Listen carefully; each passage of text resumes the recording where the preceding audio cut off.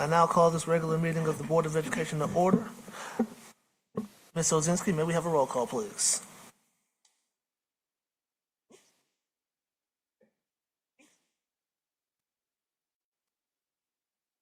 There we go. I forgot where it was. Trustee Basquette. Yes. President Feaster. Yes. Trustee Mohammed. Trustee Schmidt. Present. Trustee Wilkerson. Present. Trustee Wilkins. Trustee Wilkes. Present. Thank you. I would now like to introduce the non-voting member at the table, Superintendent of Schools, Jazz Parks. Good evening. Thank you, President Feaster. Trustees, we are now at review and approval of the agenda. I trust you all have received the agenda. Is there a motion to accept the agenda as presented or to amend it? Trustee Wilkes? President Feaster, I would like to make a motion to amend the agenda. Okay. You can just amend say what you would like, and then we'll I'd approve like it as to, amended. what I would really like to do is swap the organizational meeting and the order of the organizational meeting and the regular meeting. But since we are lacking 2 trustees at this point, I would like to propose postponing the action items and possibly the second briefings. That is, if items don't need immediate approval before our next meeting, so we can go directly to the organizational meeting. Okay. I recommend that public commentary, community feedback, land acknowledgement, which I don't think is on the agenda, reports of association can move up per the current agenda. To me, I'm sorry, just to clarify, looking at the agenda for the organizational meeting, you are suggesting the second briefing items, or which would be probably the action item, be moved to when? Well, if there is no immediacy, I would suggest moving to possibly our next meeting, if need be. Or So is that too long? just for consideration, the second briefing items have no changes from last meeting and are a bit time sensitive since they are related to work in our buildings. Okay, that's what I needed to know. Okay. so then Trustee Wilkerson? Yeah, one other comment on that. I guess the 2 items that might not be time sensitive would be the policy updates, Okay. Right. which I think require some additional board discussion. So is that a Are you request? supporting? So I support keeping the items on the agenda, but maybe moving those items off the consent agenda, unless they've been Off for second briefing and off the consent for the policies. Well, I think they could stay on for discussion purposes. Is that what you were requesting? So do Trustee I Wilkes? need to revise it somewhat? So just for the sake of time and just so that we can get to the organizational portion of our meeting, I guess, a lot quicker, Okay. I would like to move that we consider keeping the time-sensitive elements in the action items per Superintendent Parks's observation, based on what she just said, and postpone possibly the policy items for further review. So what I'm hearing is under number 6, second briefing, we will keep letters A through F, A through F. but we will move items G and H to a different meeting date and time. Is that what you're saying? I do believe that's what I'm They're saying. those are consent agenda items. There is no discussion whatsoever on those. Okay, so it's not I'm like we're sorry. saving time by doing that then? I think Trustee Wilkerson is saying he wants to take them out of the consent agenda. I'm going to have additional. At one point, they were in the consent agenda, so they're no longer. I don't think they're in the Those last consent. two No, items I are moved them no to board action because they're Okay. policies. Okay, perfect. So, So the we agenda don't even was have to updated. go through second brief. They'll be second briefed essentially in the board action section. Perfect. Okay. So, may I That's Trustee make an Basket. amendment? Could we possibly put a time frame? That's dangerous, I know. But postpone the items, the policies to after all of the elections, which is basically the organizational meeting, to have that conversation. Or is that too dirty? Too Yeah, light? I think we moved them up because we wanted to have, if we're going to have that discussion, we want to have it before the organizational meeting. I think that's why we placed it before. Obviously, if the will of the board is to do something different, then so be it. But I think that was purposeful. That is true. So, Question, is there any particular reason why we wanted to have that before? sorry, Trustee Basket. No, and my thought was to have it before because if, for example, we approve having additional training, professional development, if you're an officer, that may influence someone's decision as to whether they want to be an officer. It may not. I mean, that was just a thought. That's a good point. Well, that's true. That's possible. But I think they would have, I think we said 6 months to get up to speed. Right, no, So I don't- agree with you. But, again, if that would influence anybody's, decision. Right. And I think the other one, the second one regarding voting for the presidency, should there be a vacancy, again, may influence someone's decision to take one of the offices. Just a thought. Okay. So what I'm hearing is that there's a motion to move items G and H until after the organizational meeting. Under board action, is that great? Board action is before the organizational meeting, right? So it would be in between items 10 and 11. Is that what we're suggesting? Okay, here, let me just take another look. Last page. Sounds like Yeah, that sounds right. H, policy discussion. Okay. Is that what you had in mind? No, I would keep them as is personally. Any other proposed changes to the agenda? Now, do we have to vote on that proposed change, Ms. Ozinski? Yes, to accept the agenda with Okay, proposed so amendment. so it's been moved. It's not a motion. It's just you just. Do we have to have the motion by Trustee Wilkes and then Yes. support by Yeah, second. Trustee Schmidt? Any discussion? I don't know if, I'm sorry. Is the motion clear? There were a lot of changes. Is it clear to everyone? So approving the agenda as amended by moving the two policy items that were in second briefing and board action to occur after the organizational portion of the meeting, which is before items for agenda planning, I believe. It was before. It was between numbers 10 and 11. So between appointment of parliamentarian and committee assignments. Okay, Are yes. we doing committee assignments today? I did not think we were, but And- Trustee Schmidt, Would that be a discussion that would take place, not a vote, that's a correct? discussion that About the policies? Okay. And then ultimately, we could go, Could postpone them to another meeting if you decide. yeah. All right. So it's been moved by Trustee Wilkes, supported by Trustee Schmidt. Any additional discussion? I'm not sure, my only comment is I'm not sure if this is going to get what we Yeah, had hoped to get. Just saying. It's not before the election as it is right now. So, if that's your goal, then we could leave it where it is. But if not, then we'll put it where it's been motioned to go.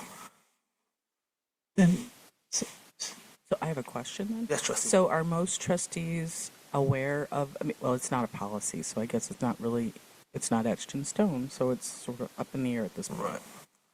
Right. It's just the policy we had for first briefing about 3 weeks ago. Yeah. And so Yeah, we were all here. we were all here. Yeah, Everyone's so they are aware of the discussion. Everyone's heard what the proposal is, and we Okay, discussed exactly. it minimally Okay. during first briefing. Right? Right. All right. So moved and seconded. moved and seconded. Any additional discussion? All right, seeing none. Ms. Ozinski, please. Trustee Basket. No, President Feaster. No. Trustee Schmidt. No. Trustee Wilkerson. No. Trustee Wilkes. Yes. Motion fails. All right. So now we need to move. So now is there a motion to approve the agenda as presented? So moved. Second. Moved by trustee Wilkerson, supported by trustee Schmidt. Any additional or any discussion? Seeing none, Ms. Ozinski, please. Trustee Basket? Yes. President Feaster? Yes. Trustee Schmidt? Yes. Trustee Wilkerson? Yes. Trustee Wilkes? Yes. Motion carries. Okay. I believe that brings us down to number 3, public commentary. The board would like to remind everyone that individuals who have signed up for public commentary will have their name called and will be given an opportunity to speak. Commenters will receive up to 4 minutes, with a total of no more than 30 minutes allowed for the public commentary period. When your name is called, please come forward and speak at the microphone. To help manage your time, a clock will be placed on the screen in front of you.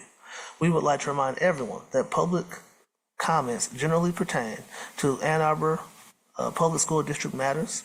Comments about any individual or individuals are expressly prohibited. Also, please understand that board members do not respond to public comments, but we will listen carefully and will follow up as appropriate. Ms. Ozinski, how many times do we have for tonight? Well, I do have 3 people who have not canceled their request to speak, but I do not believe they're here. However, I will call their name. Okay. First is William Copeland. Next is Cody Ann Hall. And finally is Ikao Yanka. Seeing that no one is here, we will move down and we will note that community feedback is in your packet, trustees, for your review. And I believe that will take us down to number 5, reports of association. I believe we have Claire Arthurs here from AAEA-P, and I believe she has a report.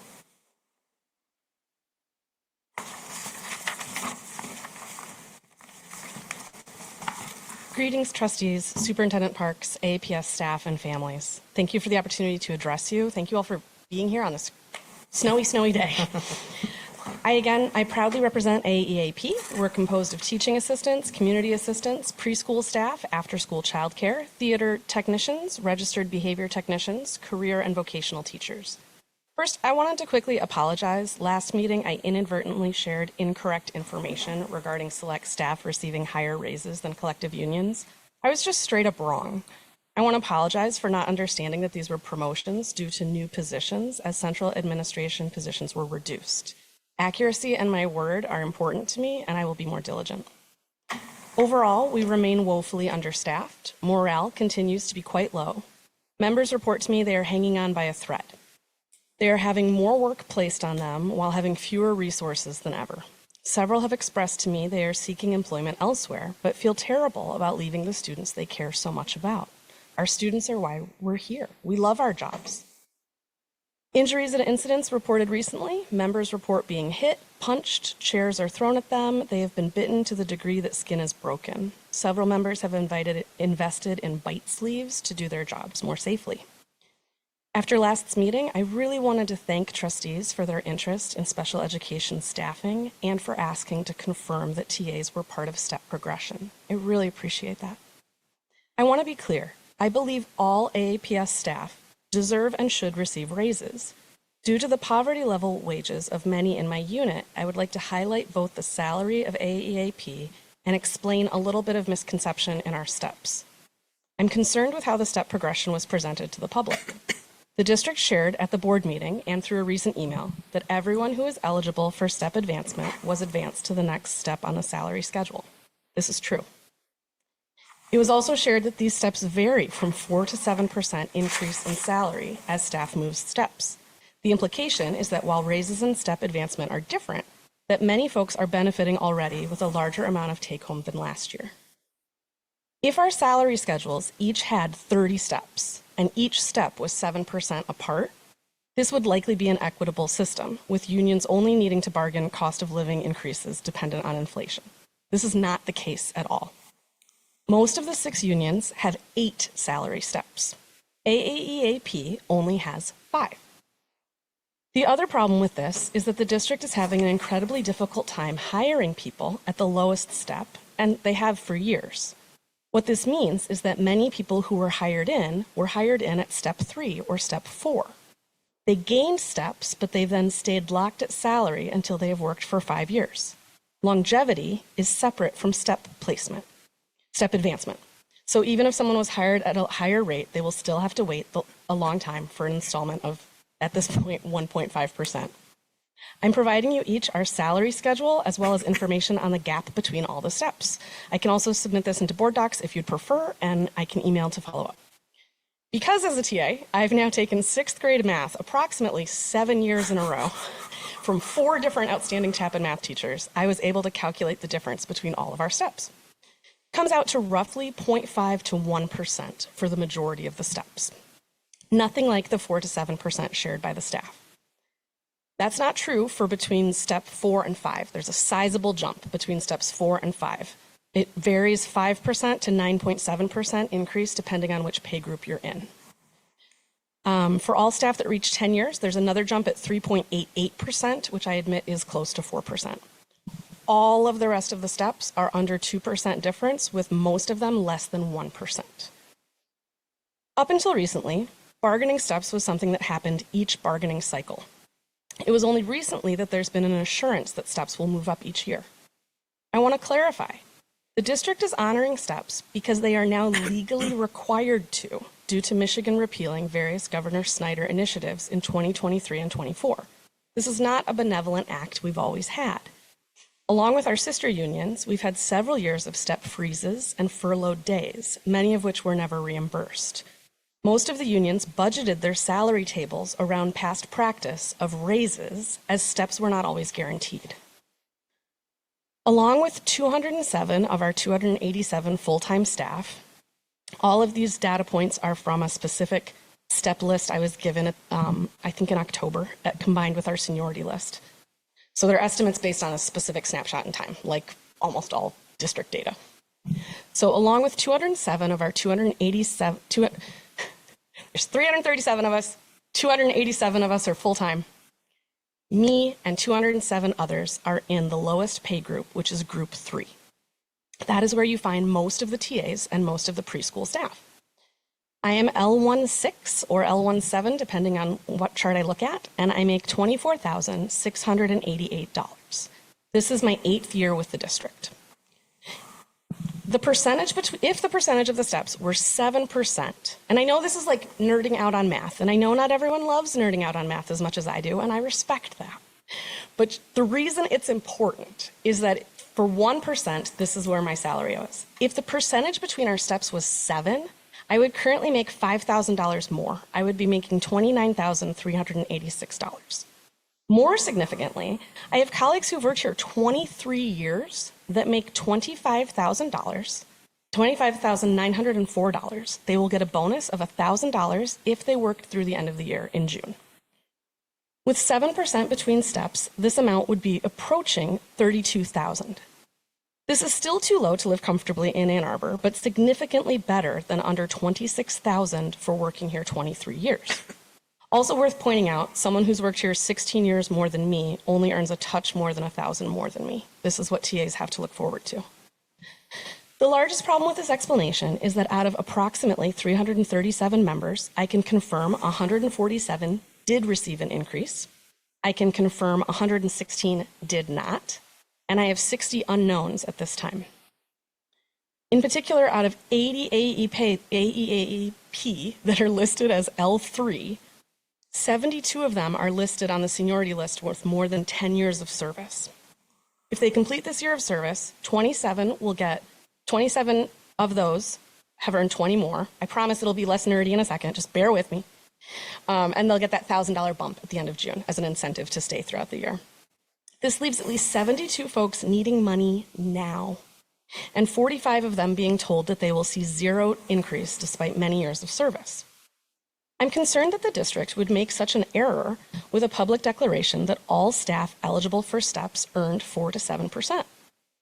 A cynic may wonder if this was intentionally misleading to the public, which I am not inclined to believe.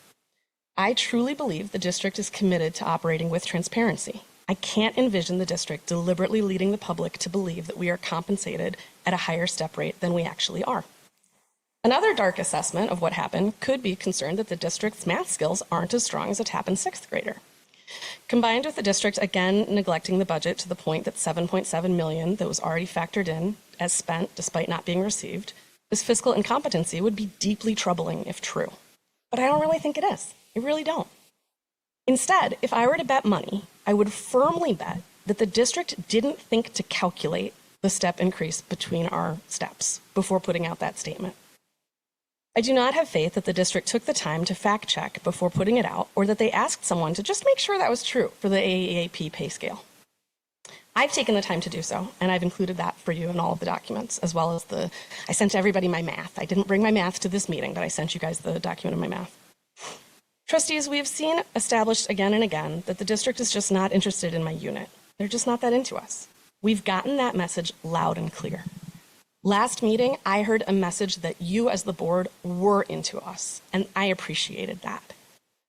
I'm asking you as a board to please give the message to the district that they need to care about us, that we are worth fighting for, that our students are worth the critical services that we provide, the relationships that we cultivate. A lot of our abilities are subtle. We're sort of like the waiter that does its best service by never being seen or heard sometimes. We don't really toot our own horns, and so I have to on behalf of my entire group. I'm asking you to see us. I'm asking you to hear us. I'm asking you to fight for our students. The way to fight for our students who are most vulnerable is to fight for our unit. Please tell the district to care. As such, in the past, the district would often give the same percentage raise to each group.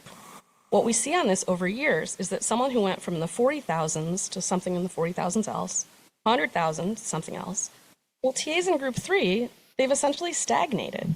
Yes, some of them have gotten raises, sure. Yes, we've gotten the same 1% as the rest of the unit, or 1.5% last year. But 1.5% of next to nothing is still next to nothing.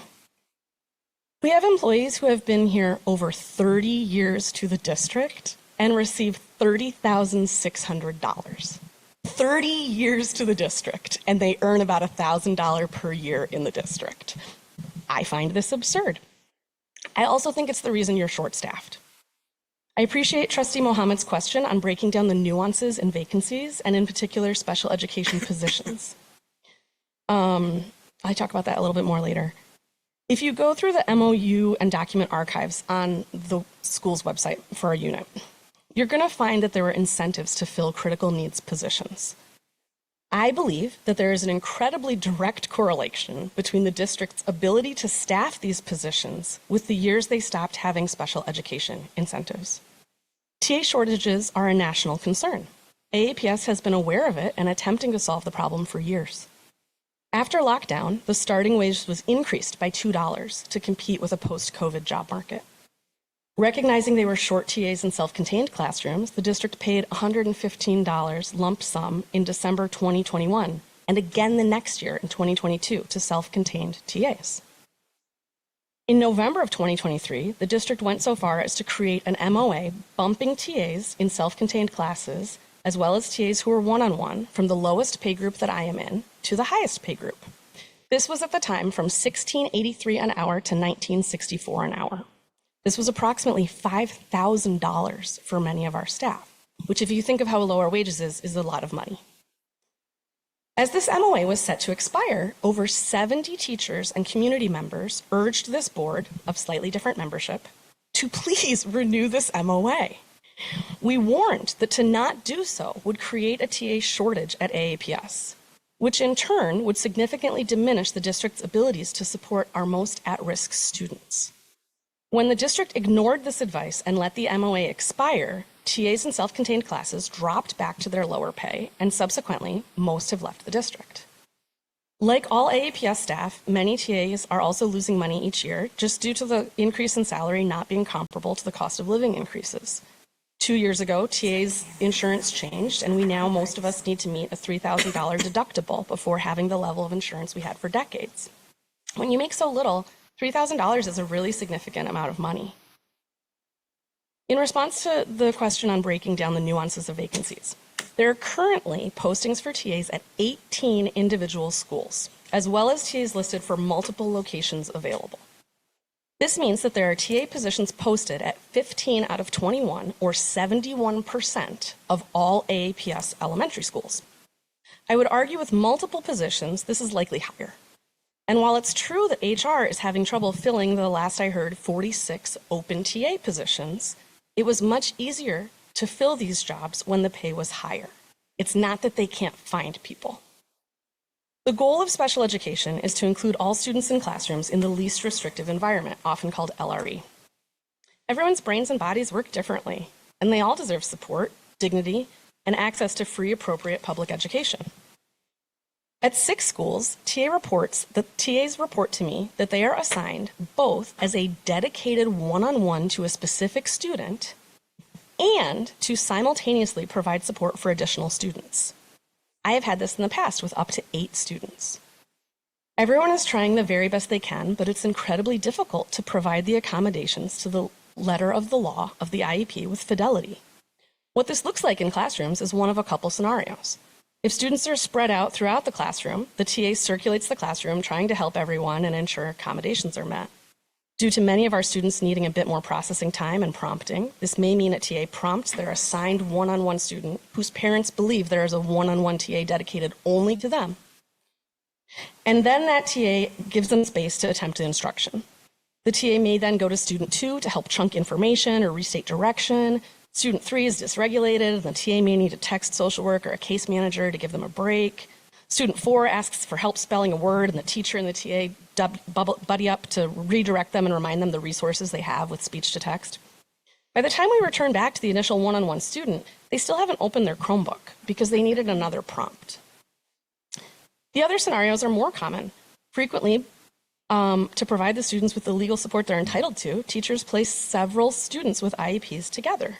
This has different challenges, as while providing support, TAs are part of a team that's really trying to foster independence of our students. We want to challenge them to what they're capable of doing. If student 1 reads at a kindergarten reading level and needs information heavily chunked, while students 2 and 3 read at a 6th grade level and have goals on becoming more independent self-starters, they're not challenged when the TA chunks the entire table to the level of student 1. Another scenario that often happens is the entire group just leaves the classroom. We just leave. Because the accommodations are happening during silent class time, there isn't a way for a TA to provide all the supports to all the different students without the entire class now being given the prompts at the incorrect level. This is the opposite of inclusivity. This is the opposite of the goal of IDA and integration. I'm certain that our Department of Special Education is aware of the needs of our students and is operating above board to the best of their ability. A big concern many of us have is of those 8 students needing extra support, I only mentioned 1 through 4 of them. The other 4, they didn't really get any services at all. Being short TAs and special education teachers makes everyone in the district's job more challenging. Students are losing instructional time when teachers have to respond to student disruptions caused by lack of support. All of our students in their purest form, they're sweet, they're good. In special education, we say that all behavior is communication. Often in scenarios when a student is dysregulated or causing a disruption, they're trying to communicate a need. I often believe that need is they aren't receiving sufficient support. I was pleased to hear HR share what training is being offered to EduStaff TAs. I appreciate Ms. Langford sharing her perspective about the 90 days of privatization only applying to teachers. I'm still looking into this. She has more experience than I do. That's not the impression that I have, but I'm not above admitting when I'm wrong, so we'll learn. What I do know is I was pleased to hear the HR department own the fact that they're using substitutes past 90 days as TAs. This is a direct violation of our contractual bargaining agreement. It was refreshing to hear out loud this confirmation of what many of us have said for years is happening. We'll be following up on that. Recently, administrators have shared that they were directed by HR to document members using sick time to correctly care for ill and aging family members. I'm not certain which phase of the retention plan it is to scrutinize members for correctly using sick time they have earned, but I can anecdotally share it's not been well received. We have members at our unit having pre-disciplinary meetings to discuss this sick time.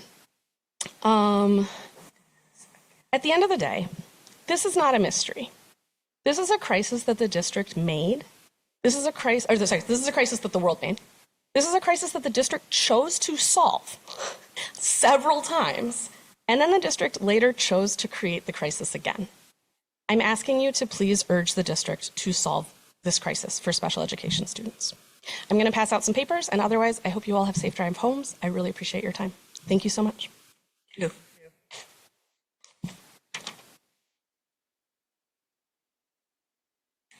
Thank you very much. I'm sorry, Superintendent Parks? Yeah, thank you, President Feaster. Thank you, Ms. Arthurs, for your comprehensive report. I do want to just point out a couple of things. I won't go into every detailed reference, but some of the major ones I do want to speak to. Because accuracy, as Ms. Arthurs pointed out, is incredibly important, and it is also a priority for me and the district team. And so, as it relates to the 4 to 6% increase that was referenced, that is specific to teachers. And looking back at the communication, that is unclear, and so that is on us. We will make sure that is more clear going forward. And we have, in fact, done the calculations for the average increase in steps for our paraprofessionals unit, which is on average, there are about 3 groups of paraprofessionals. On average, it's about 2.5-ish%. Some below, and as Ms. Arthurs pointed out, some significantly higher, depending on which group and which step, going as high as maybe 7.6% or 8.9%. But the average is, in fact, about 2.5%. Another detail I want to reference is the paraprofessional insurance pay is less than other employee groups. We have prioritized that and continue to do so. And the reality around the 1-year agreement referenced for the increased kind of bonus compensation post-COVID that was referenced, those MOAs are not automatically renewed year to year. They have to be negotiated with the union, and that's how the decision is made.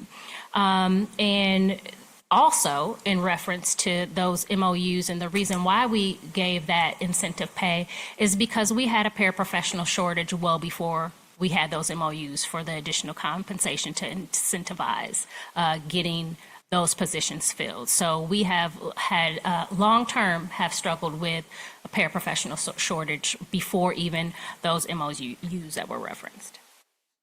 Vice President Schmidt? Just remind me, and if you just said it, I'm sorry I missed it. Who's the representing body for this group? Who negotiates for them? Is it AAEA? AAEA. The MEA? Okay. AP. Right. Yeah. Okay. The Thanks. paraprofessional unit. AFSCME or Correct. Okay. Correct. Thank you. All right. I believe that brings us down to number 6, second briefing. I'm sorry, Mr. Klein is not.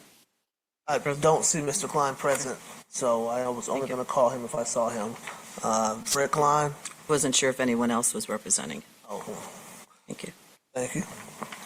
So that brings us down to number 6, second briefing, and I believe that brings us down to, are we doing them individually, or do we have anyone here to talk about anything? Or? So there are no changes to any of the items listed in second briefing A through F, but we can read them off either together or individually at your pleasure, and I can speak to it. Okay. So let's start with A then. A, we have AN 2243 Skyline Elevator Improvements. Any changes? No changes since it was presented. Okay. Under letter B, we have AN 2244 Pioneer Elevator Improvements. Any changes? No changes there. Under C, we have AN 2245 Huron Natatorium AV Upgrade. Are there any changes? No changes. Under D, we have AN 2247 Solar Array Upgrade at Huron, Pioneer, Scarlet, and Forsyth. Any changes? No changes. Under E, we have AN 2246 High School Marching Band Equipment Replacement. Are there any changes? No changes there. And under F, we have AN 2246 District Patrol and Event Security Contract Recommendations. Also no changes. All right. So that brings us down. I guess we still have G and H here in this section since we did not vote to move them. So I guess we're under letter G, which is the draft update of policy 1130, vacancies in officer positions.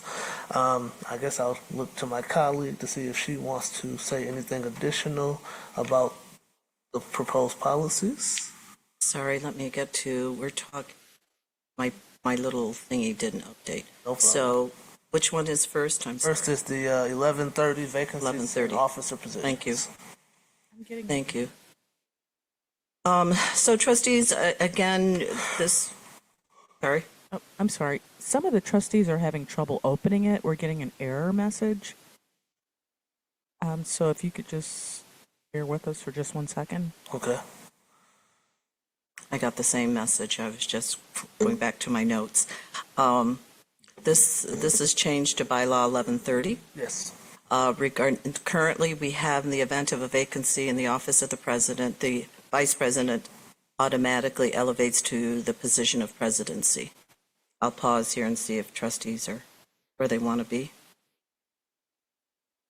No, we're still Okay. getting an error, All right. but let me see if there's another way for us to find it. So I'll just speak to this as you look for the written verbiage. Basically, again, what is proposed and reviewed with the governance committee is that the office, once the vacancy happens with the office of the presidency and there is no change in the number of trustees, that basically the rest of the board will vote for the new president as opposed to an automatic elevation. I have not received any questions or concerns from trustees about this since our first briefing, and I'll welcome more conversation if need be at this time. I see Trustee Muhammad's hand. So I know at the last meeting I brought it up I'll talk about this one and the other one, is that there are other bylaws or policies that are with this one. So I would recommend, at least for this one, that we update all of it all at once and then vote for it together. So there's a policy that would need a change about the vice president's role. So I would recommend if we can just bring them both and then vote on them, because if we vote on this one, the other policy is wrong. But then we can also correct the other policies at the next governance committee.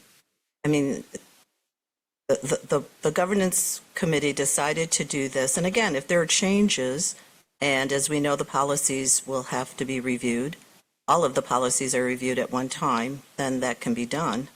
I don't know how or why that should hold up approval at this time. But trustee, of course, you have your vote and you can choose to vote as you may. Any other discussion?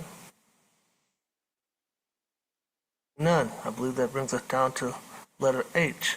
Draft of proposal, a new policy 1180, board member professional development.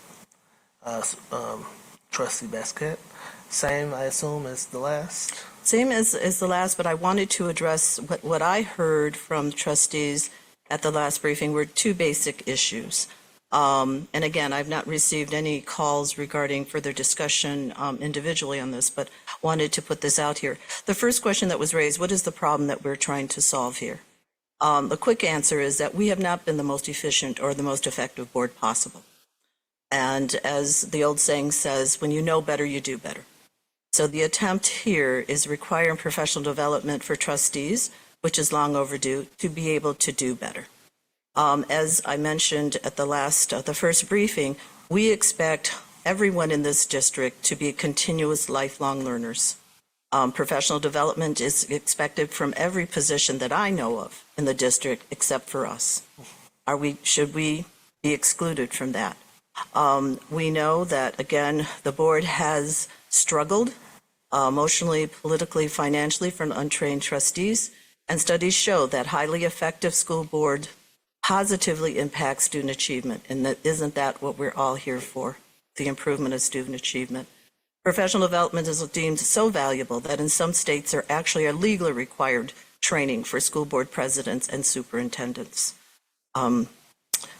Requiring a prerequisite of classes such as a level 100 is to help each of us understand our individual roles, our collective roles, and how we can best work together with the superintendent to raise student achievement for all students.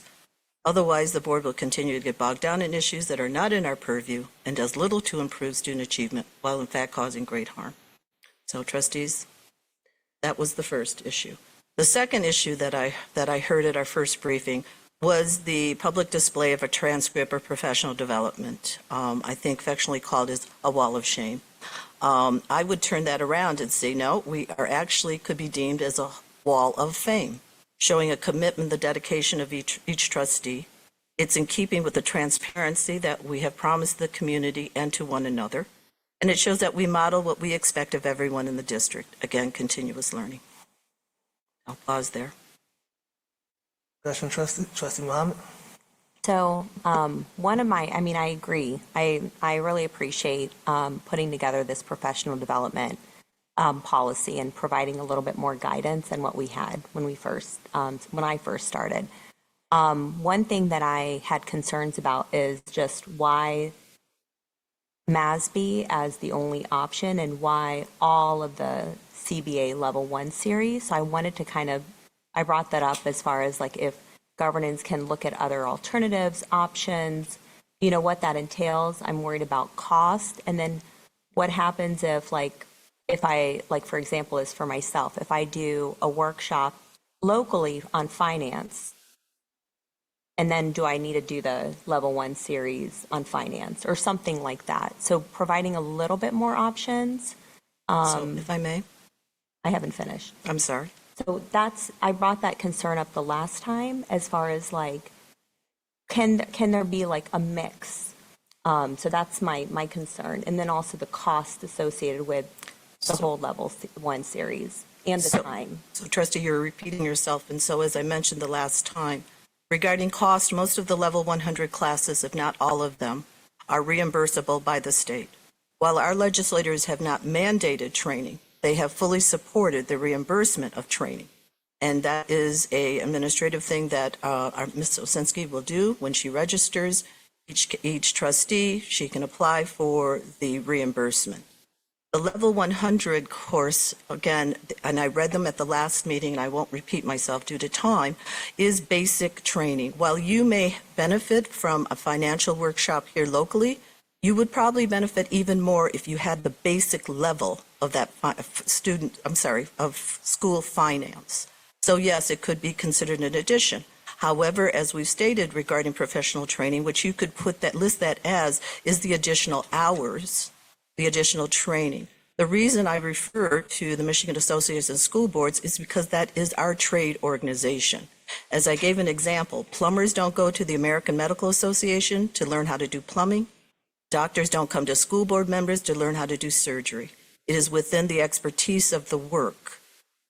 Regarding spreading, again, I think that addresses your concern regarding other sources. Yes, you could. And again, that's something for consideration. Regarding cost, I think I've covered that. And I'm sorry, I think there was one more that I did not cover. Sorry? The time. The time. Okay, that's new. What do you mean by the time? The You time. mentioned that last time too. Yeah, I Think did. the time that we do, yes, we get it. And that's part of why we're saying publicly to anyone wanting to do this job, whether you're a candidate or a current trustee, it is time to serve. There is a time commitment. There's a time to learning. And that's true for any profession. Yes, there is a level of expected work that is outside of the meetings of a committee or the board. Yes, there is a time commitment. So what? Oh, Are you talking about the I just 6 wanted month? to You had a follow-up before? Yeah, I have. So one of the suggestions I would have is that, yes, you can say CBA Level 1 training for MASB, and I understand about certifications, in pharmacy. We have different orgs that can, unfortunately, we have one, for school board. So I understand that. But what I'm asking is, could we include that if you did some kind of basic workshop, like if I really already have kind of the basics, because everyone comes at a different level, and I really want to do this workshop, through the WISD on finances. I'm suggesting that if we can include where it would take away from that requirement that's required for the CBA 101 or Level 1. So like if finance is a requirement, I do it somewhere else and it's adequate, that it would count for that. No one is excluding you from taking anything above the It requirement. sounds like what she's asking for is for A it replacement, alternative. is substitute. for it to say or equivalent. Is what I think she kind of wants after the MASB portion. 3 additional MASB courses / workshops or equivalent. And it's equivalent, of course, it's not going to be, but it's through like the district or through the WISD. Because like, I know we're all coming from different levels. Like finances, not my strength. So yes, doing Level 1 would have been fine. But like someone else may already have a lot of finance experience and maybe want something a little bit more in depth, putting them through, you want the training to be beneficial too. So not just something that you're just skipping through. So trustee, I welcome proposed language, but I will also stress that even if you have, and we have had trustees on board with PhDs in economics who have found the value in understanding more of school finance. School finance is unique. Again, no one is saying you can't take beyond the minimum that we're asking for. In fact, I encourage you to.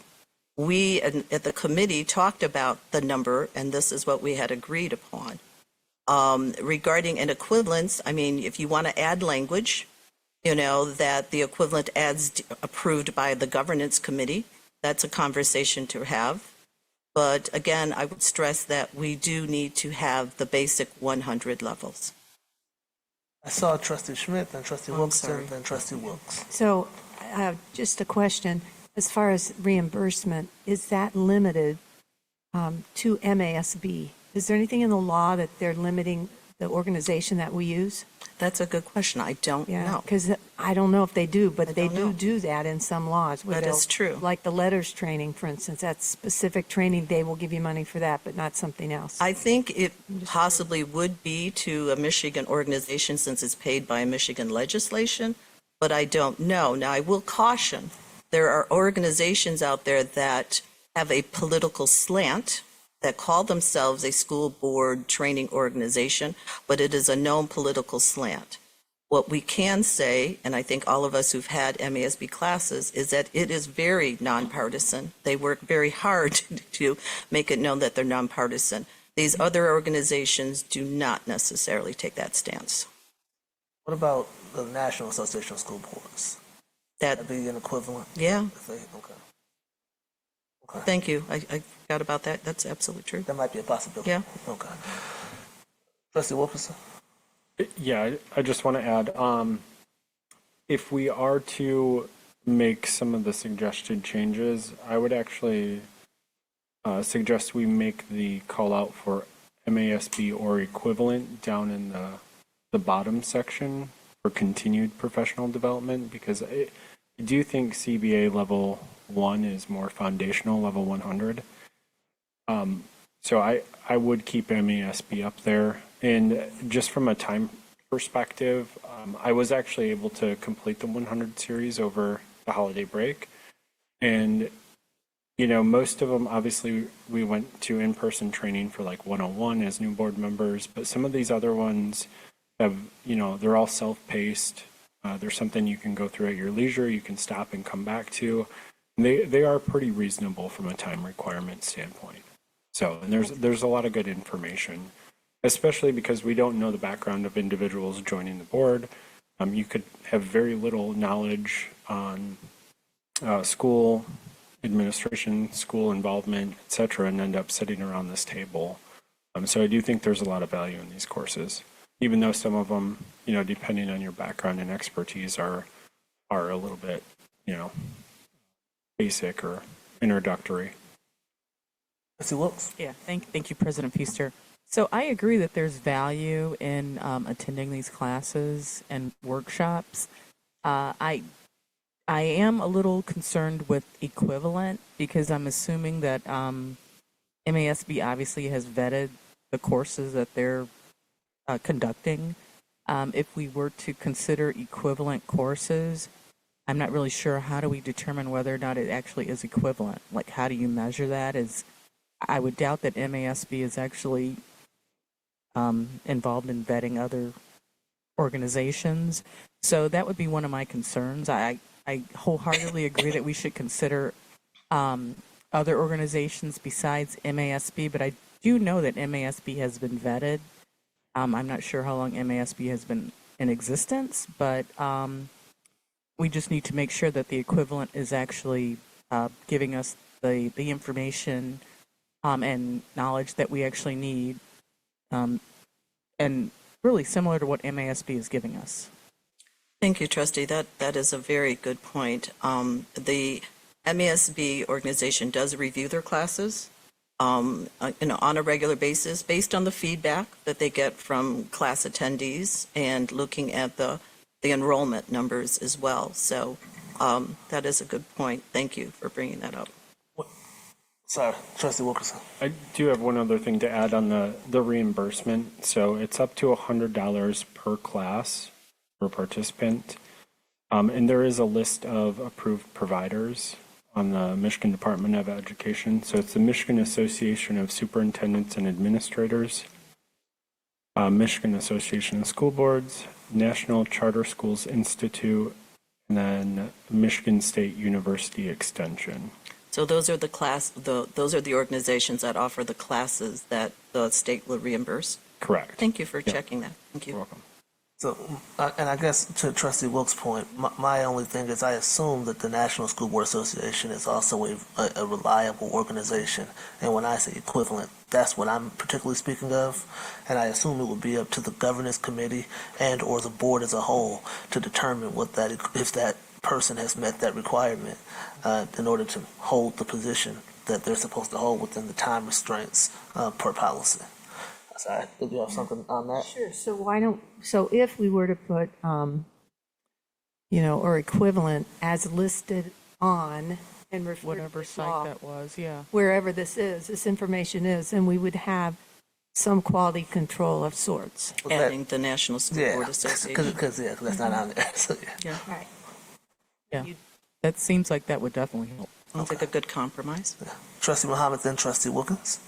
So you all make good points. So I think, for the CBA level 1, that's fine because we don't know where everyone is. And if they're already, because there's some people who've been on school boards before, like you've been on a school board before, you come with a different level. I still think like later on, because we're also getting on the job, I think at that point, I think equivalent, I don't know again where this is. I'm assuming is this based on the list that Trustee Wilkerson you stated? The one you just read from the state So website. that's limited to really MASB pretty much, No, right? that's not what he just read. Sorry. There are like 4 organizations, he said, that the state will reimburse you for if you Okay. take equivalent courses. That's what I think he just read. Yeah. Trustee Wilkerson, would you repeat that? No, for I me? think I heard it's like the superintendent one. Charter This- school. National Charter School Institute, MASB, and then Michigan State University Extension. So I still think that I would still, because again, it leaves out like if the WISD did a workshop, because they did a special ed workshop, I don't know if they would be necessarily on that list, or I think at that point we already have done the level 1 that if we do something outside the MESB, I think it should be okay. But that's my opinion. I mean, we're all professionals here, so I mean, I would assume that we're not going to go off and do something not related to the school board. Trustee Wilkins. You don't have to say them now, Trustee Basket, but I'm saying this before I forget. I would like to know who those organizations that do have the political slant, so I can,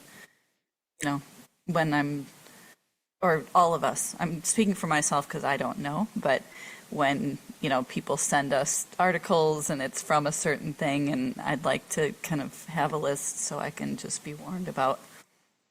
I appreciate that, Trustee Wilkins, because you can be duped, so to speak. Right. So I I want that. appreciate you asking. Thank you.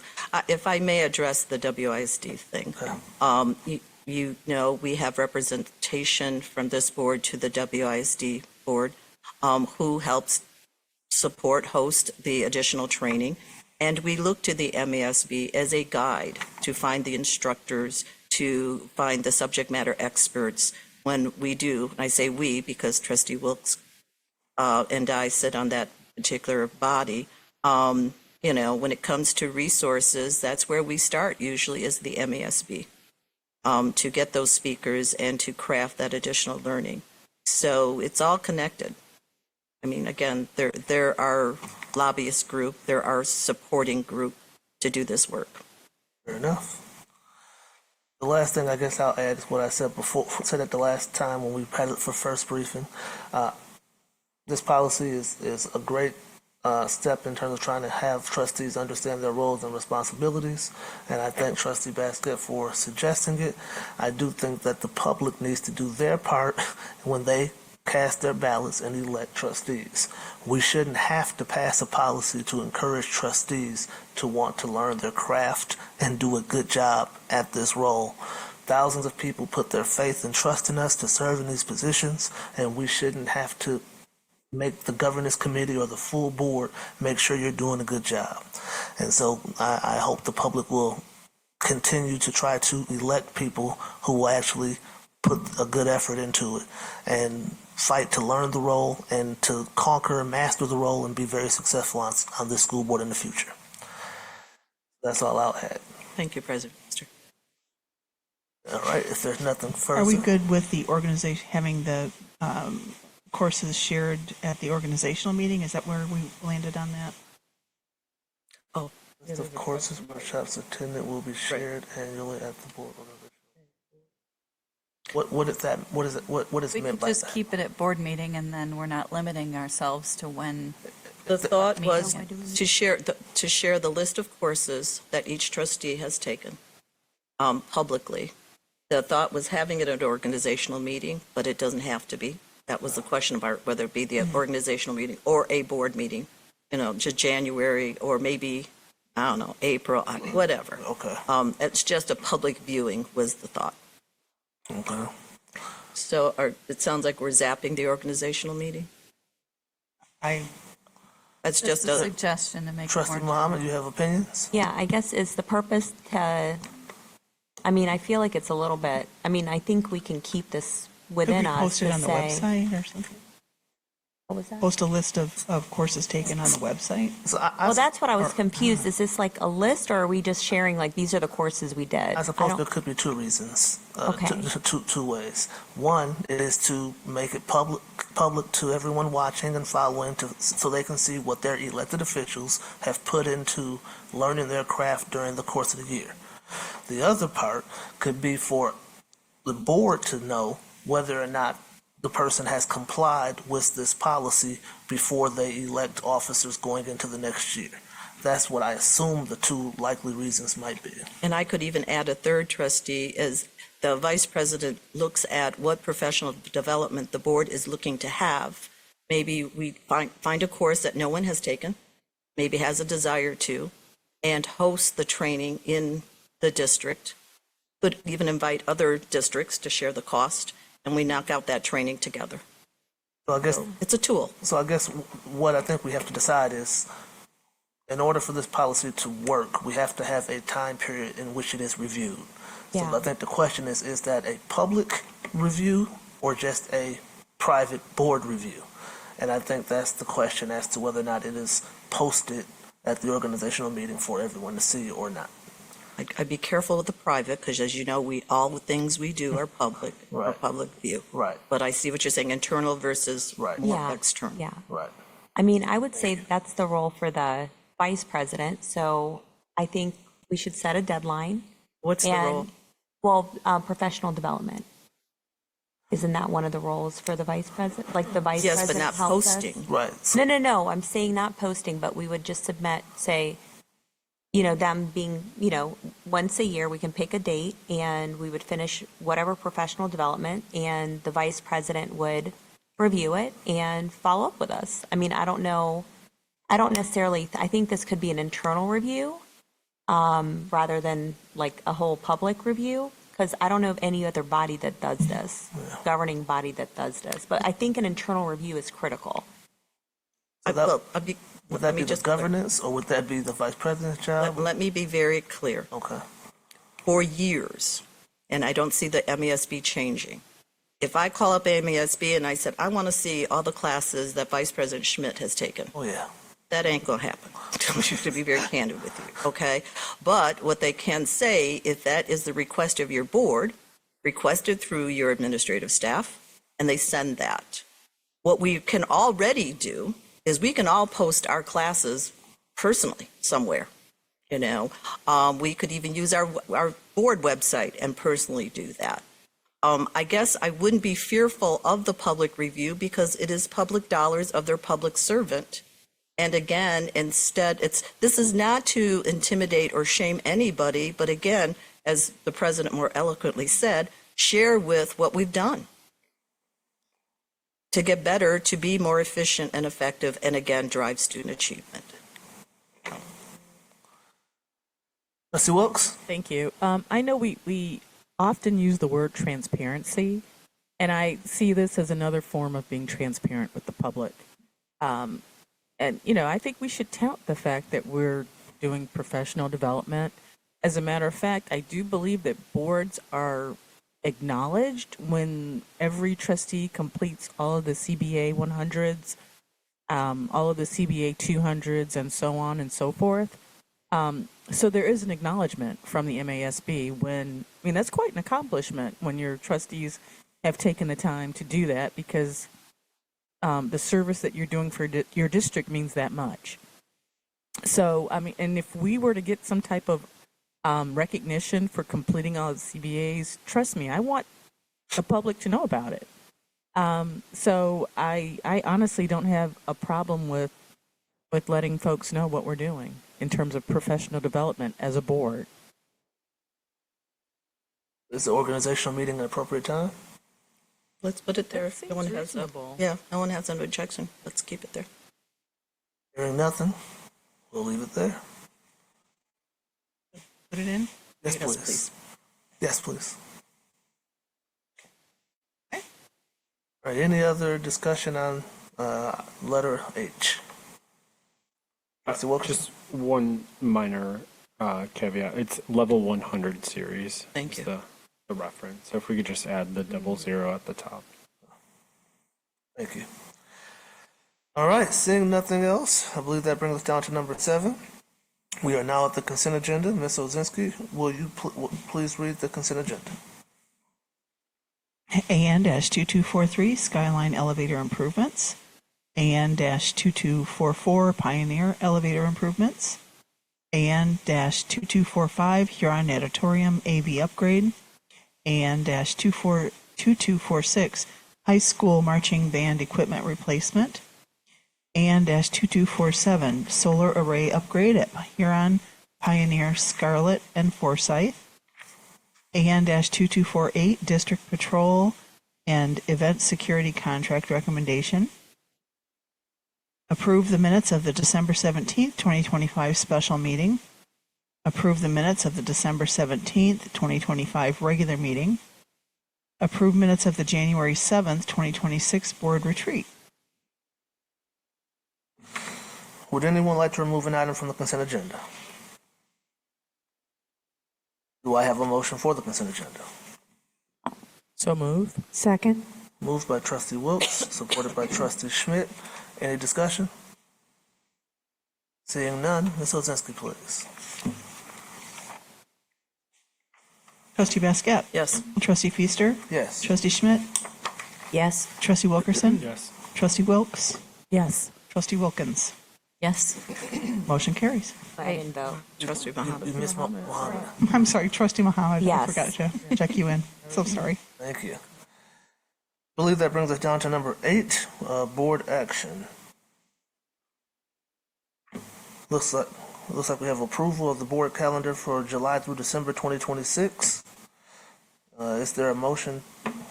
So moved? Second.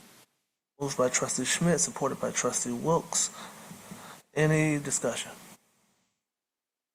Seeing none, Ms. Ozinski, please. Trustee Basquette. Yes. Sorry. Okay.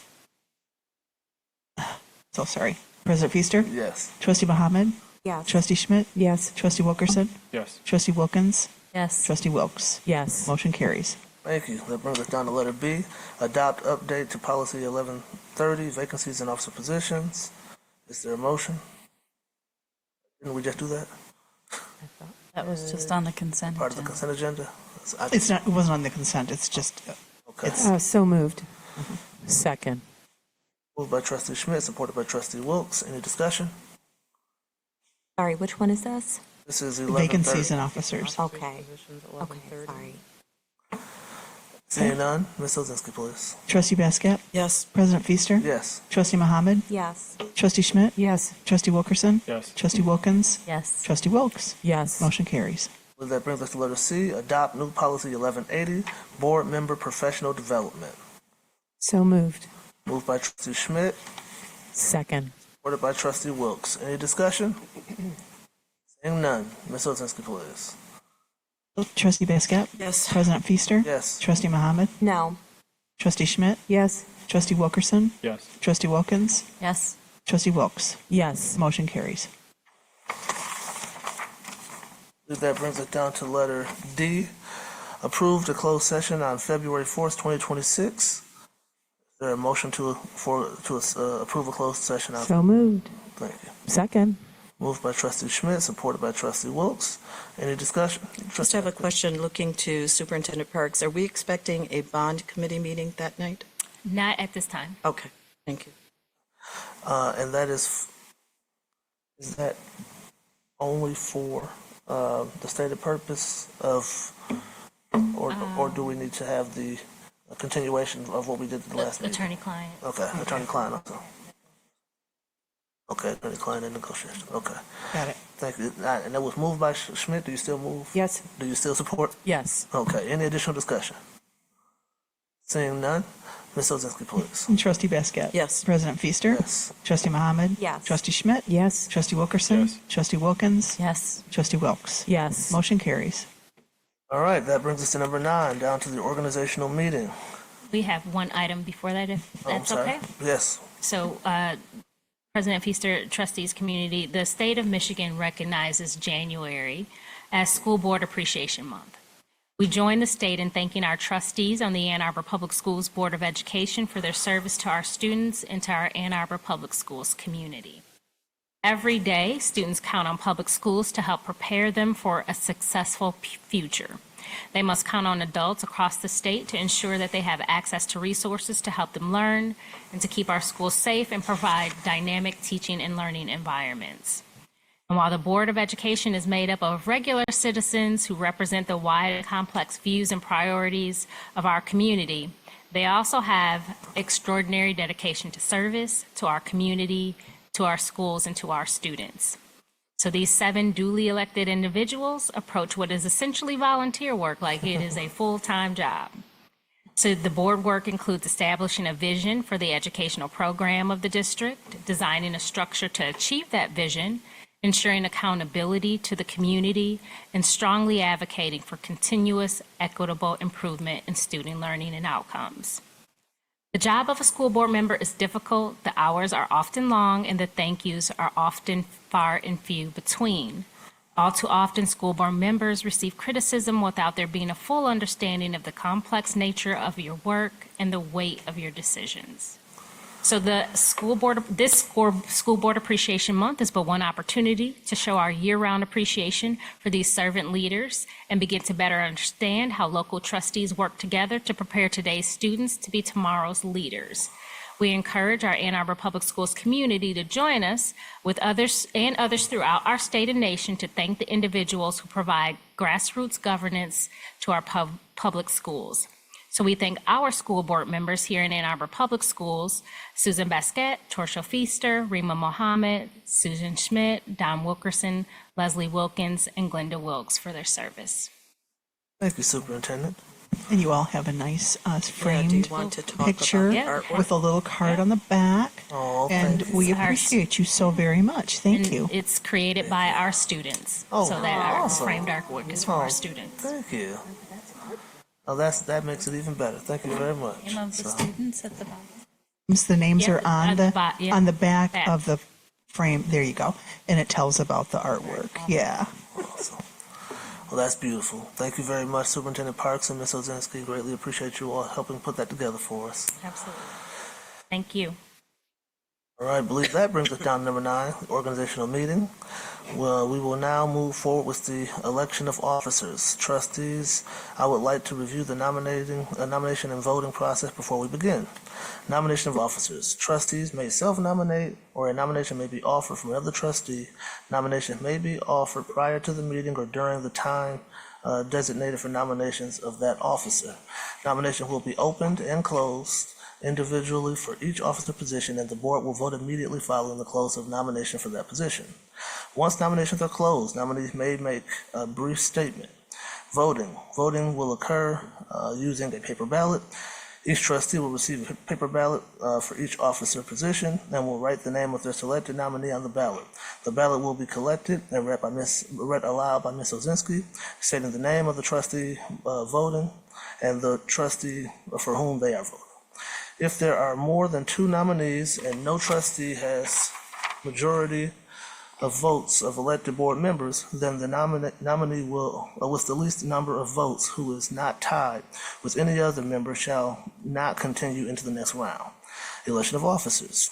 Voting shall continue until one nominee receives the required number of votes, the majority of the elected board members, 4 votes. Administering the oath of office following the vote of all of the officer positions, President, Vice President, Secretary, and Treasurer, Ms. Ozinski will administer the oath of office. Are there any questions? Seeing none. Oh, yeah, then Do we start? Oh, Do you want me to wait, Ms. Ozinski? I do have a question. Trustee Wilkes? Do we start the nominations after we receive ballots or prior to? Prior, we nominate and then they pass the Sorry. ballots out Okay. and then they collect the ballots, I believe. Right. All right, now opening nominations for president. Ms. Ozinski, have you received any nominations? I have trustee Susan Schmidt for president. Susan Schmidt for president. That doesn't require any type of second or anything like that, right? Okay. Nope. Trustees, would anyone like to nominate? Seeing. I don't know. I was going to nominate President Feaster, but What? so I'm nominating President Feaster. Okay. All right. That's Rima Muhammad is nominating Feaster. All right. Nomination. Are there any other nominations for president?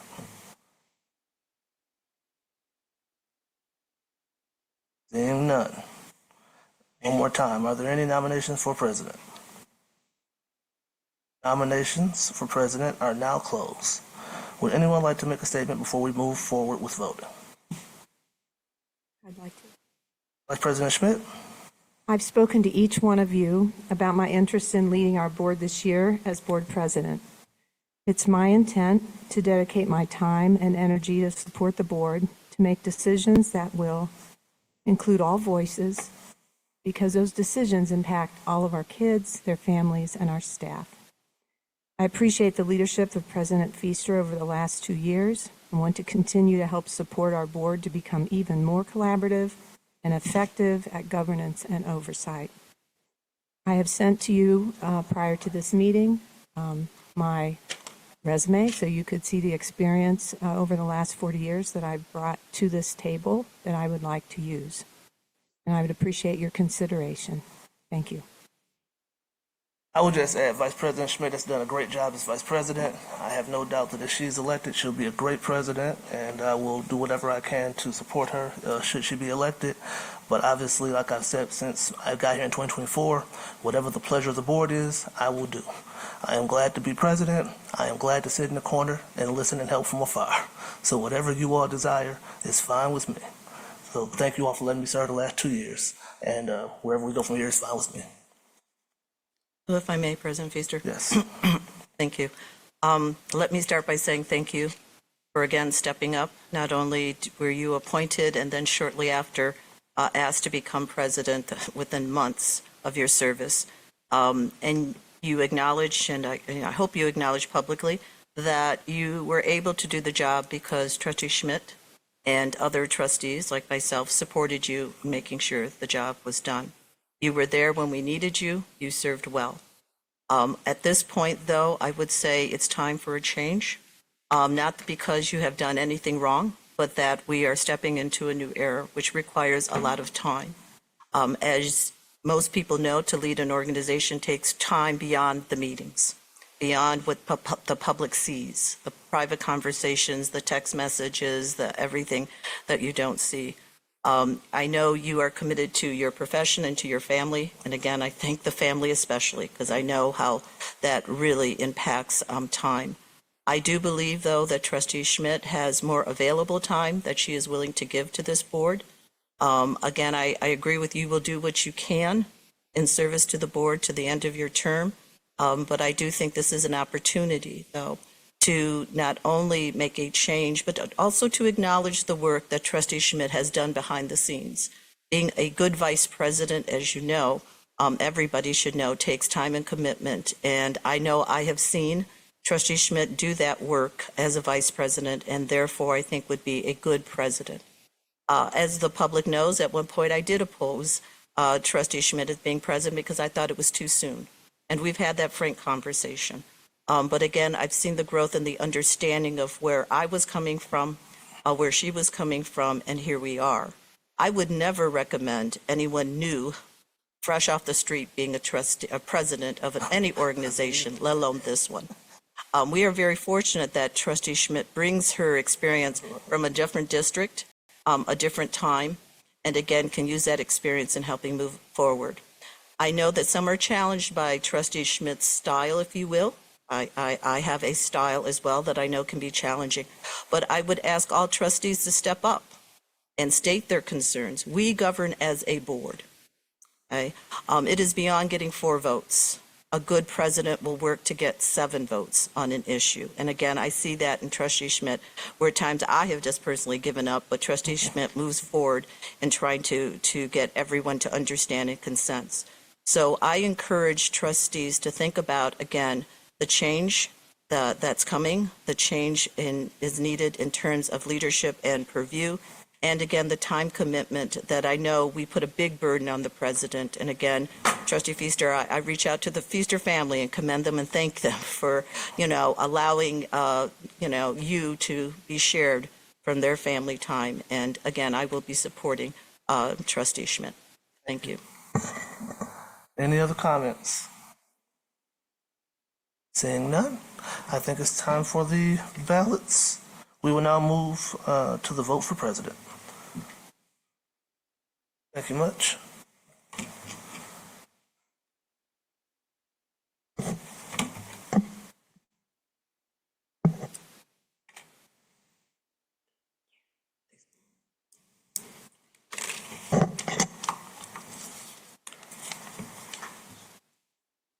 Mr. Cluley, can we get the pen? Oh, We just don't have a pen. No, he's just prepared. Electronic people who don't have phones with them. I know, or just. Yes, sir.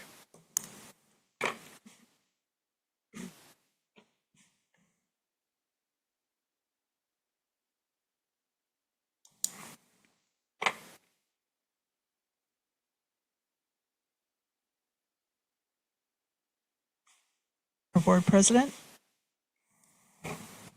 Trustee Wilkins votes for Feaster. Trustee Schmidt votes for Schmidt. Trustee Basquette votes for Schmidt. Trustee Wilkes votes for Schmidt.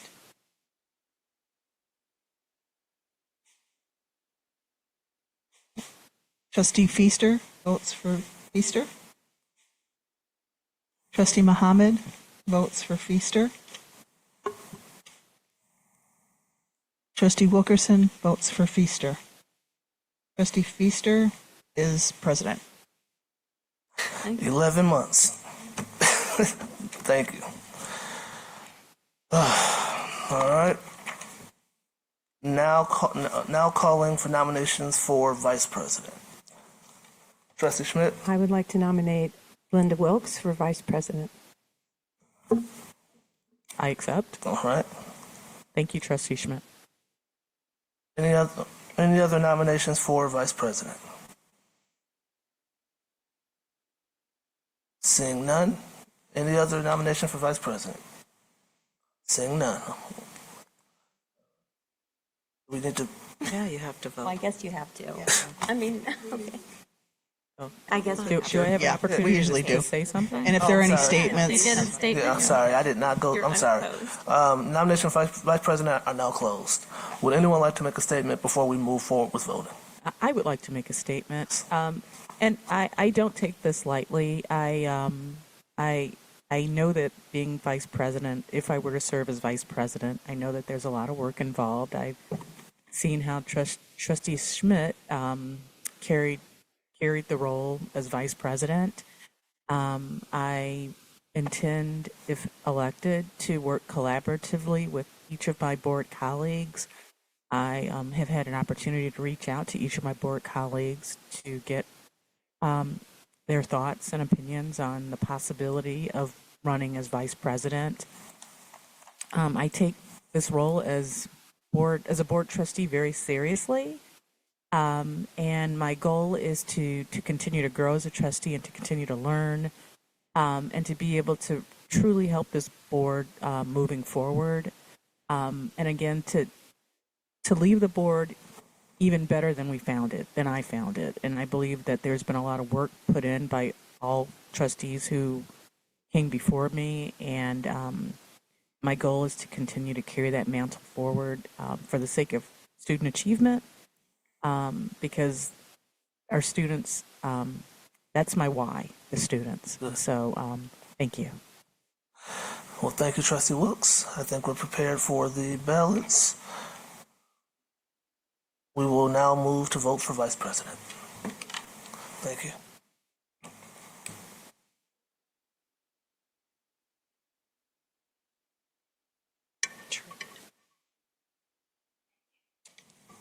Thank you.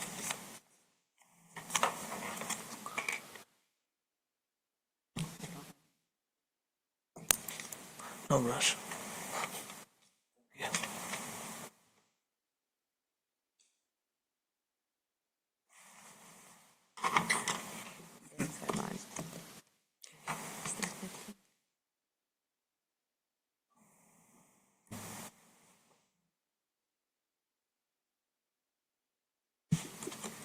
for Vice President, Trustee Muhammad votes for Wilkes.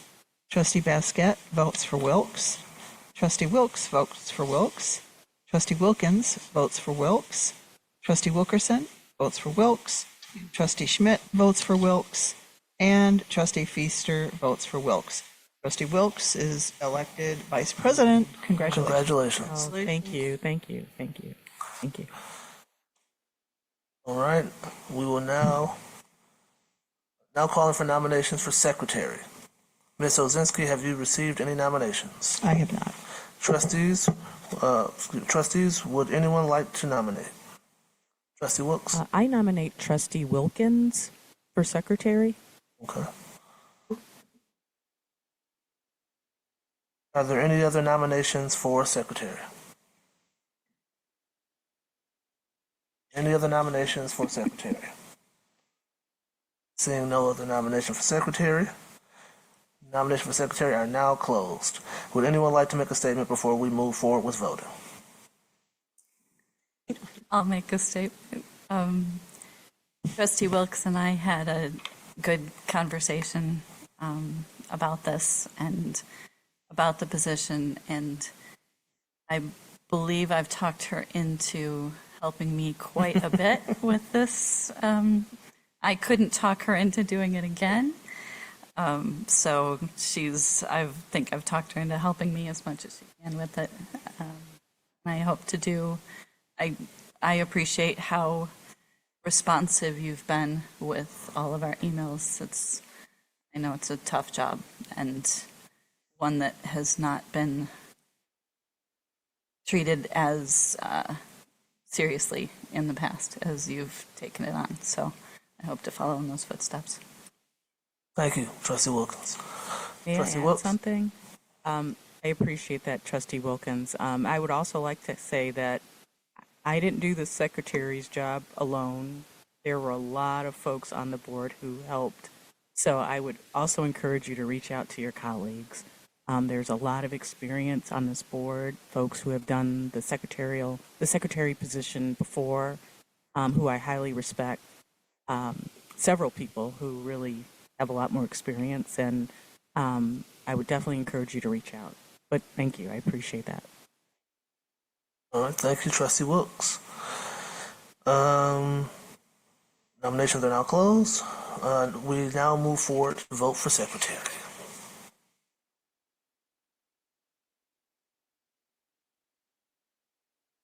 Thank you, sir.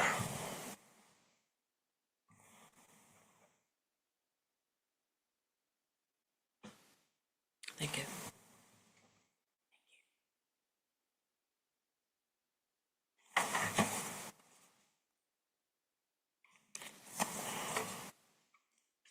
Yeah.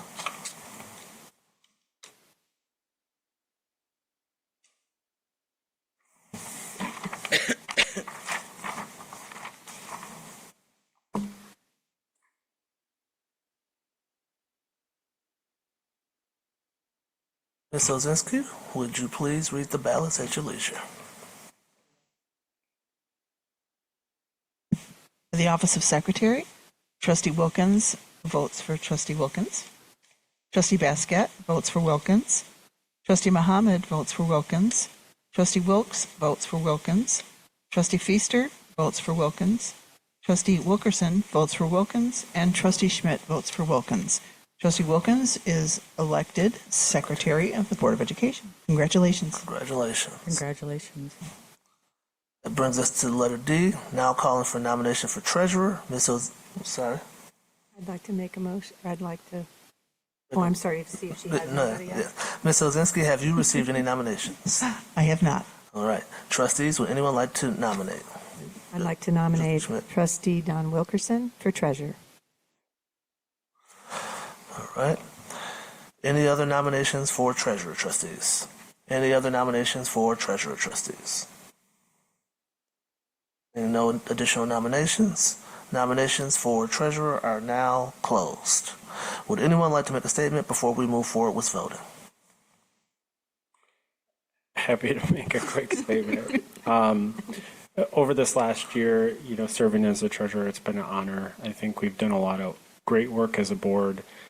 This position, helps chair the finance committee, but it's still only one vote, and I appreciate all the members around the table that have really tried to educate themselves, bring us together as a board, really dig into the numbers. I want to call out Vice President Schmidt here for supporting prior treasurer and also lending her expertise on the finance committee. It's been very helpful. But I really appreciate everyone's engagement in the position, and look to serve the treasurer role again this year to the best of my abilities. We'll continue to push for clarity, accuracy, and completeness in what we report and getting factual information out to the public and to the board. Thank you, Trustee Wilkerson. We now move to the vote for treasurer.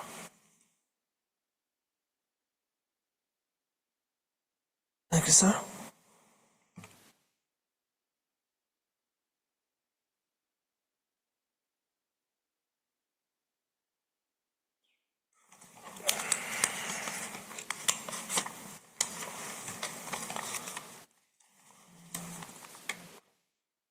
Thank you. I'm going to mix it up.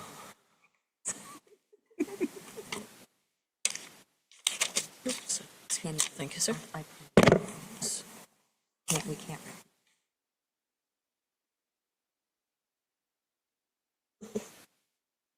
It's so hard. I'm going to be It's so hard. confused. I So was many about to W's. write wrong. I'm sorry, I'm First trying. name, it would be fine. Ms. Ozinski, please read the ballots. For the office of treasurer, Trustee Muhammad votes for Wilkerson. Trustee Basket votes for Wilkerson. Trustee Wilkins votes for Wilkerson. Trustee Wilkes votes for Wilkerson. Trustee Schmidt votes for Wilkerson. Trustee Wilkerson votes for Wilkerson. And Trustee Feaster votes for Wilkerson. Trustee Wilkerson is elected treasurer of the Board of Education. Congratulations. Congratulations. We're now at letter E, administer officer's oath of office. Are we doing that like up here? You Or are we you fine? don't have Okay. to. No, you can stay at your seats. Okay. Ms. And Ozinski, would you please administer the oath of office?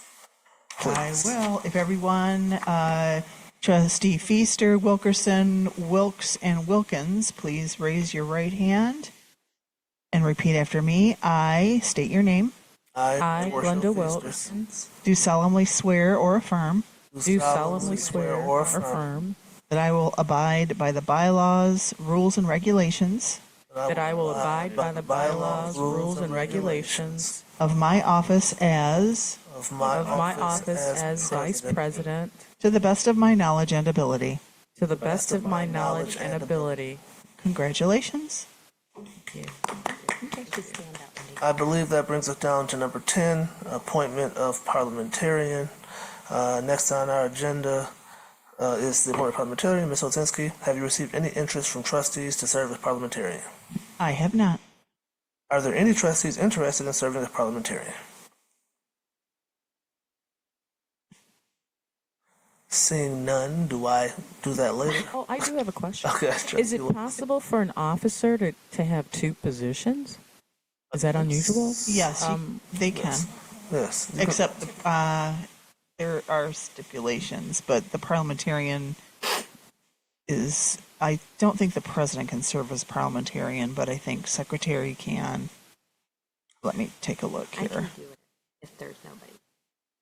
So it sounds like Trustee Muhammad is willing to serve. Is there anyone else who would prefer to serve? All right, looks like Trustee Muhammad has graciously offered to serve. So if there are no other trustees interested, then I hereby appoint Trustee Muhammad as parliamentarian. Thank you for serving. And I believe that brings us down to number 11, committee assignments. Trustees are engaging in restructuring committees at this time, so we will continue with the current committees and membership at this time, making adjustments to officer specific committees as needed. And that brings us down to number 12, items for agenda planning. Trustees, are there any items for agenda planning? Seeing none, that brings us to number 13, items from the board. Do trustees have anything they would like to share? Saying, Trustee Baskin. Well, I just had a question about NAPIT Day, Superintendent Parks. Is that still happening? Yes, NAPIT is on Monday, February. It's the Tuesday? It's a Monday. I think I'm it's sorry, the, Monday. is it the 12th or 13th? Thought it was the second Monday of the month, but, so anyway, I bring that up only, President Feaster, because I am encouraging trustees, especially newer trustees who have not participated in the National African American Parent Involvement Day to schedule that. Visit a few schools, see how we're welcoming. I won't speak to the history. I'll leave that up to Superintendent Parks. Will probably give us more explanation later, but for your own personal calendar planning, it is a great event to see, an event that has gone international, a day that's gone international, founded by our own Joe Doolin, to actively welcome parents of African American descent into our buildings intentionally and with purpose. Usually every school has a committed time to do that. And that date is February 9th. Thank you. You said that originated? Originated here district, in the yes. district. Really? Yep. Shortly after the Million Man March, Okay. as a result of, actually. Pretty nice. Pretty okay. Learn something new every day. Yeah, well, I didn't know that it was commemorated across the country, though. Across the Wow. country, international. I know that was in the Virgin Islands at one point. I don't know how actively it is, but yes. Okay. Anything else from the board, trustees? Trustee Wilkerson? Yeah, I do have one other thing that I wanted to bring to Superintendent Parks and just talk about around community involvement and engagement. And I know that our board member, or I'm sorry, our superintendent and cabinet are in our schools, but one item for just discussion or suggestion is I wanted to hear how often we might be in schools, because I think ensuring that our administration team and those here at Earhart see our community, are engaged and know what go on day to day in our schools is important. So I was just hoping we could talk about that a little bit. Yep, so the cabinet team, it is a priority of the cabinet team and from me as superintendent that they are in schools minimally once a week. Most of them are, especially those who engage with families and teachers a lot are in there significantly more than one time per week. We also have our HR team here who goes into buildings every week for their road shows. I'm in buildings, obviously, and then I see you all throughout the weekends and evenings at various community events and activities that our students are having, from our, Huron and Pioneer football game to our plays. And so it is absolutely a priority that we are in schools every week, and they have gotten that straight from me. Thank you, Superintendent Parks. Appreciate that. If there is nothing else, then that brings us to number 14, which is adjourn. Do I have a motion to adjourn the meeting at 8:45? So move. Moved by Trustee Wilkes, Second? support by Trustee Wilkerson. Any discussion? Seeing none, all in favor say aye. Aye. Any opposed say nay. We are adjourned.